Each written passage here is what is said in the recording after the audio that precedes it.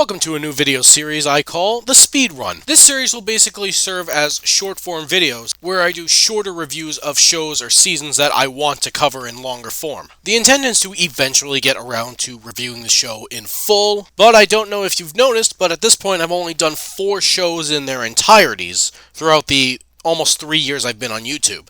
5 if you want to count Redonkulous Race as its own show. I'm not in this for the money, you see. And of course my definition of short can vary based on the topic I'm doing or the style I'm doing. Let's just play it by ear and see how it goes, okay? This video's subject will be the first season of the 2023 Total Drama reboot. Yeah, remember how I did the first season of Total Drama and the reboot was only recently announced? Well, it's finally here. I figured I might as well talk about it since I mentioned that I might cover it when it eventually came out. So, let's go, shall we? It's okay, and honestly I'm not even sure if that's a good thing. Like the premise suggests, this reboot goes back to the original site of the first season, Camp Wawanakwa. Despite the fact that it literally sank at the end of Total Drama All-Star, so how the hell do you explain it being back? There are 16 all-new characters here on the island to compete for $1 million prize, headed once again by Chef Hatchet and Chris McClane, sort of. Immediately what stands out in the first episode, and not in the best way, is the voice acting. Chef Hatchet is once again voiced by Devin Hack, who voiced him in Total Drama Rama, which means he is no longer being played by Clay Bennett, who played him for the entirety of the original run. They also had him remain in his Total Drama Rama uniform, instead of going back to the classic chef look, you know, Chef Hatchet. It doesn't really matter, but I find it just awfully confusing. And then there's Chris McClane, who's voiced by... Today, 16 new contestants arrive and battle to be the last one standing. But why? Not Christian Potenza, but rather Terry McGurran, who you would recall was the voice of Don, the host of the Redonkulous Race. Now, there seems to be a lot of conflicting information as to exactly why Christian Potenza was replaced, especially since at one point he allegedly stated he'd already done voice work for the new series. This is not really the right place for me to delve into that. It would require an actual long-form review, so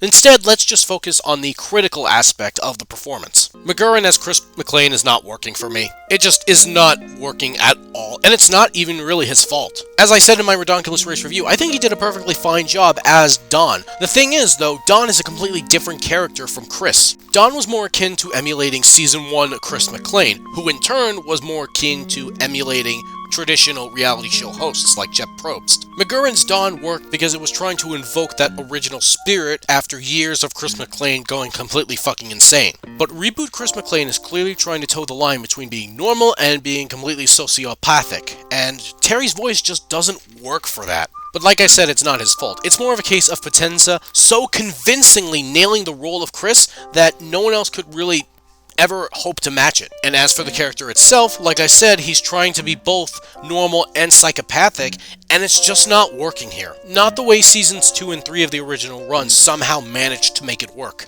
The new voice isn't really the problem, but it's certainly not helping either. The voice acting for the actual contestants is passable, I guess, but nothing really stands out to me. Except maybe Bowie, but that's also only saying so much. As for the 16 contestants, this time around we have Caleb, Axel, Nichelle, Scary Girl.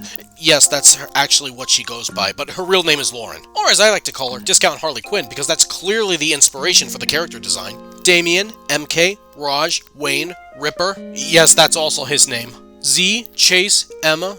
No, not that one. Julia, Millie, Bowie, and Priya. And yes, I did just give away the elimination order, and no, I don't give a shit. While I can happily say that there wasn't a character this time around that I actively hated, I can also say there wasn't a character that I really attached to like there was in the original series. Part of that was their respective personalities not really jumping at me, and part of that was because of the time constraints. Once again, they went with a truncated 13-episode season instead of 26 like the first 3 seasons of the original series. Part of the reason why Gen 2 and Gen 3 didn't really stick out to fans as much as Gen 1 was because of the reduced amount of time we had to spend with them. Oh, but apparently the show realized this and decided to fix this by simply inviting everyone back for a rematch for Season 2. Fucking what? And let's be fair, it's not like this is anything new. The original series did this with Seasons 2 and Season 3. And also Season 5, but we pretend that season never happened because fuck it. The difference this time around was how it was presented. I hope you all had fun because you're all invited back for a rematch next season. season. Say, do you remember that post-Season 1 finale episode where Chris challenged everyone to find a $1 million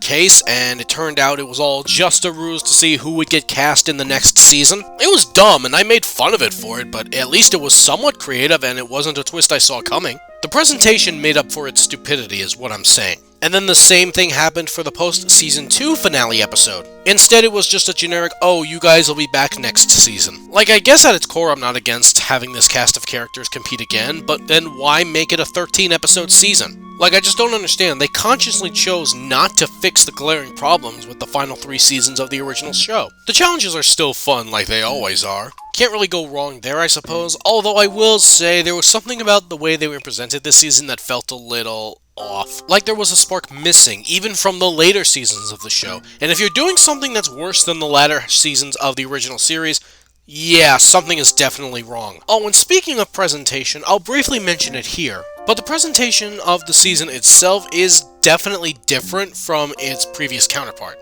And I am saying different and not necessarily better. I'll need more time in a proper review to really go into detail, but if you rewatch an episode from the original Total Drama Island and then watch an episode of this Total Drama Island, you'll be able to notice it, from the camera angles to even some of the sound effects. It's trying to give the illusion that it has evolved its style, but it really hasn't necessarily. It's not necessarily a bad thing, but then it makes you ask what the point was of even making these subtle changes. Why not leave good enough alone? Oh yeah, and I have to ask, what the hell did they do to the theme song? Hey, what's up? I'm here to slay. I have never yeeted my way out of a theme song so quickly. And look, it's not like the original was any masterpiece or anything, but it was catchy and enjoyable. This is just cringy as fuck. I also find it hilarious that they finally went back to using a full-ish theme song when for seasons 5 and 6, they condensed the opening sequence to like 10 seconds. Once more, what was the point of this change? What was wrong with the original theme song? If you wanted to re-record the lyrics with a slightly new sound, fine, but what the hell is this shit? One thing that this season had going for it was its emphasis on diversity.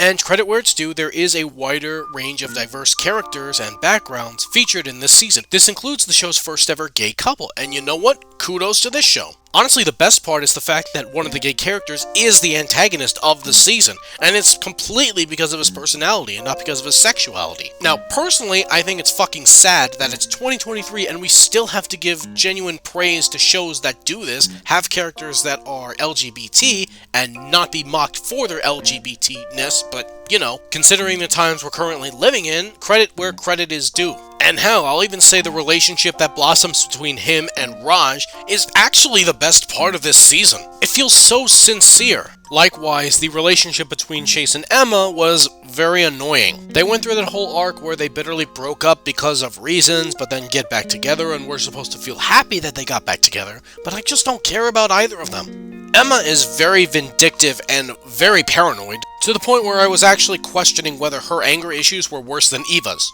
They're not, obviously. Eva's more of a complete maniac, but still, that's not really a good boat to be in. And Chase is just a fucking idiot, but it's not played in a way that makes me want to like him and root for him. I just find him kind of irritating. Mind you, I don't despise him, and he's not so irredeemably dumb that I can't convince myself that he's okay, but he really didn't win me over in the way that past characters won me over. I will also say that I think Julia worked well as sort of a minor antagonist. She's a social media influencer that puts on a front of being sweet and caring, but halfway through the season after an incident that results in her social media following getting decimated, she opts to scrap that and embrace her quote, true self, unquote, which is basically a slightly less likable Heather. And by likable, I mean the way we're supposed to root for Heather. We enjoy her as an antagonist, but ultimately root for her to fail. She plays the part pretty well for the most part, though not quite as good as Heather. I also really enjoyed the friendship that blossomed between Millie and Priya throughout the season, even if it was a bit strained near the end thanks to Bowie. What's interesting is that for the first time in Total Drama history, we have a 3-person finale. No, World Tour doesn't count because that wasn't a 3-person finale. We had a tiebreaker to determine the second person going to the finale. And Redonkulous Race was technically its own thing, so that doesn't count as well.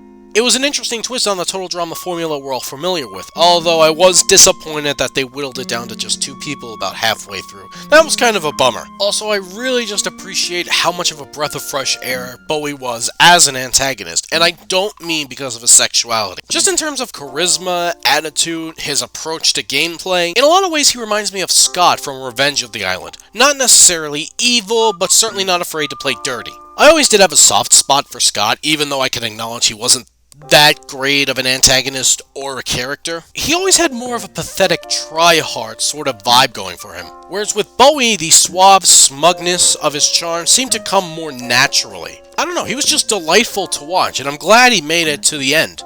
I'm also glad he lost. What I find interesting, though, more than anything, is that there doesn't seem to be an alternate version available where Bowie ends up winning, which kinda seems like a weird choice. Part of the fun of the original series and Redonkulous Rays was that alternate ending that showed the other character winning, so people that did like that character got to have their cake and eat it too. It's entirely possible it just isn't available yet, but you would think that it would have surfaced somewhere if it existed. Watch this point age like milk once I make this video public. Just watch. One more thing before we go. Unlike past seasons where the contestant audition tapes were used as side content outside of the show's run itself, or used as moronic plot armor in the case of Pocatello Island, this season features each contestant's audition tape in the first episode of the season as they're being introduced. What's funny is that I like this idea, and in retrospect I feel like it was a big missed opportunity in past seasons, except it totally clashes with the season's runtime. This season is only 13 episodes long, and unlike the original Total Drama Island, the premiere is not a 2-episode event. As a result, episode 1 does feel very sloppily paced. Enjoyable, but the pacing issue is there. I'll likely do a fuller review of this season at some point in the future once I'm done with this massive retrospective I'm currently in the middle of, because there's a lot more I want to talk about in terms of this season, especially in comparison with its predecessors. But for now, my conclusion is, this season is okay, perfectly watchable, but very underwhelming. The new cast of characters really don't grab me in the same way that past iterations have. The challenges are serviceable but not overly memorable, and Chris's new voice, combined with Chef retaining his Total Drama Rama voice and not his original voice, is also not helping. Like I said, not their fault, but it's not helping. So what are your thoughts on this new video format? Is it a keeper? I would like to keep some form of production going while I'm working on bigger projects, but I'm still just a one-man team. I haven't figured out how to clone myself yet.